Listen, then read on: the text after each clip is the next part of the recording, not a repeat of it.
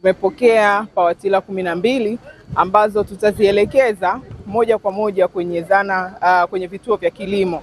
Mathalani sisi tuna vituo viwili tayari vilishaanzishwa, na haya yote naamini ni juhudi za Mheshimiwa Rais kuweza kuendelea kukuza kilimo nchini kuelekea ile ajenda ya 1030. Kwa hiyo sisi tutapeleka kwenye vituo hivyo viwili. Tuna vituo kata ya Gumanga lakini na kata ya Mwanga, lakini tuna mradi mkubwa wa umwagiliaji wenye thamani ya bilioni 34.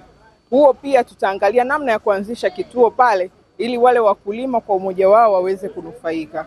Kwa maandalizi ni mazuri, sisi tumezipokea kwa mikono miwili na tutahakikisha tunakwenda kuzigawa kwa wakulima kwa maelekezo ambayo wizara imeshatupatia, na tutakodisha kwa gharama nafuu ili ziende zikalete matokeo, na matokeo yake yataonekana baada ya msimu huu wa kilimo kukamilika. Tunaamini kwamba tutaongeza mazao, hasa alizeti na mahindi, ndo mazao mengi ambayo kwa wilaya ya Mkalama tunalima.